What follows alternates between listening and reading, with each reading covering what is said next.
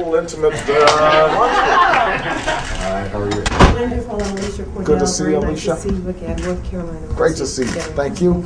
Hi, I'm Bonnie Lacetta from here in Bonnie, Indiana. so nice to see you. Nice to Thank see you. you. It's an honor, sir. 12 year from Saw you last night. Yeah, yeah. Good. How are you? I'm Raisa From Philly. In Philly. I'm Murphy. I'm thrilled. I'm Ben Cherry from Albuquerque by way of Alaska. By way of Alaska. Yeah, so I I lived was- 25 years in Alaska, so. I saw that you were a commercial fisherman for a And while. commercial fisherman. You like to fish, I understand. Well, no, I like the idea of fishing. I'm not a very good I think fisherman. Well, listen, why don't we all go pass, let's pass all the food around and make sure that everybody's got something on their plates, and then we can talk.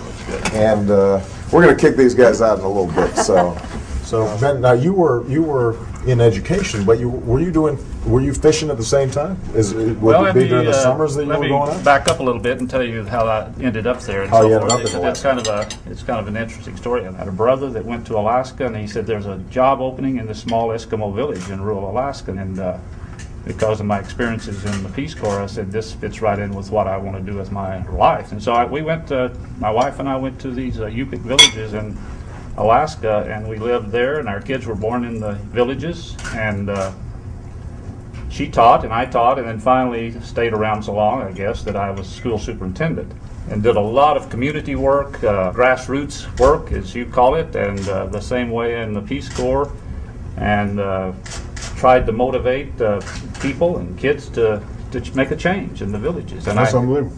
Well, what kinds of things are people talking about that you think those of us on the campaign trail don't hear enough of? When you're in office, I guess what I want to know is the whole idea of accountability, of transparency, of this change that we're going to make happen in Washington.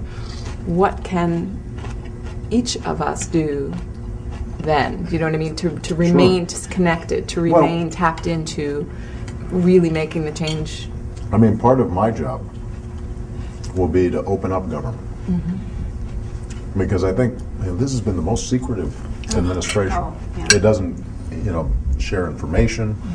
It has put more things under classified documents than any other administration in history. When the American people don't know what's going on, it's hard to hold government accountable because you don't know the facts. When people know the facts, their instincts are good and they make good decisions. And I think they know, where the country should be going. So, posting legislation on the internet. I've already passed a law where the federal budget is posted on the internet, so that any dollar that's spent by the federal government, you can find out is there a bridge to nowhere being built somewhere, or is there a no bid contract going to Halliburton, or all that stuff will be on the internet. People can access it. I totally understand, but like government reaching out and open government and everything, but I don't want there to be like drop the ball on the aspect of people either. Like people really have to get more motivated to do their own thing also. If you don't work with people so that they internalize change, where they feel, that they've got to be a part of it, that it's not being done to them, but they are the ones they are with you, making change, then it's not going to stick. It doesn't work. And that's why, when I talk about education, I always talk about parents and community getting involved, because we can pour all the money we want into schools, but if there's not a change in attitude and approach, then it's not a either or thing, it's a both and thing. And how are you? What's happening in terms of art education? And do you talk to your colleagues or? Well, we're pretty excited about the possibility of some major reforms happening with the No Child Left Behind, but because that's certainly put pressure on the schooling systems to focus on certain areas of education, and I feel that there's a shifting away from that mentality now. There's like growing appreciation for how important the arts are in education.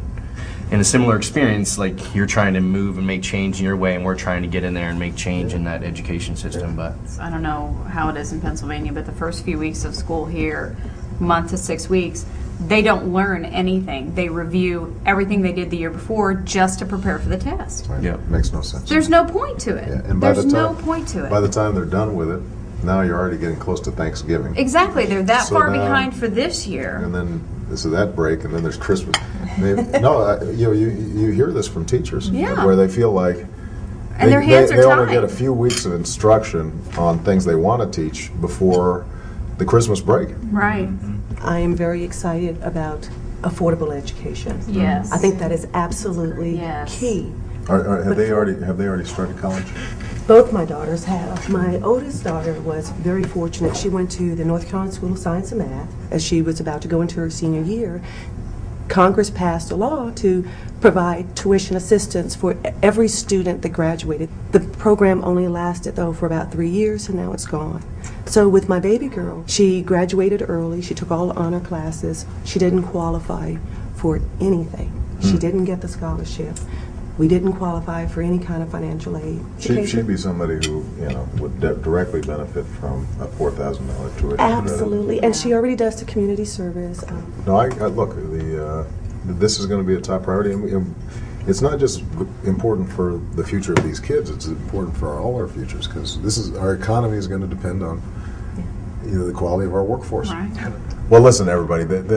You guys have been wonderful company, and Thank you. I hope you enjoyed it. I enjoyed Absolutely. it, and just keep on plugging away out there, and remember that what I said, that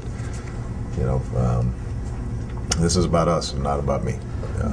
I had one little note here. It's on page 66 of your book about authenticity and empathy, and I verified that, so I'm happy to go back. So. Well, I appreciate that. Actually, I'll be honest with you. One of the things I'm proud about is that I don't feel like I've changed too much during the course of this campaign. I mean, Must be more tired. other than being sleepier. I'm better on the stump, and when you speak as often as I do, you can sort of turn it on and off. Although you still, trip up sometimes. But basically, I haven't started taking myself too seriously. I take the work very seriously and the need for change seriously. Just I'm real quickly, impressed what do we need to do, to help you win this election? Well, I tell you what, I mean, just what you guys have been doing: spread the word, send out emails, talk to your friends, talk to your neighbors. You are so much more credible than any TV ad in terms of being a messenger, because people believe their friends. They get a sense of who people are.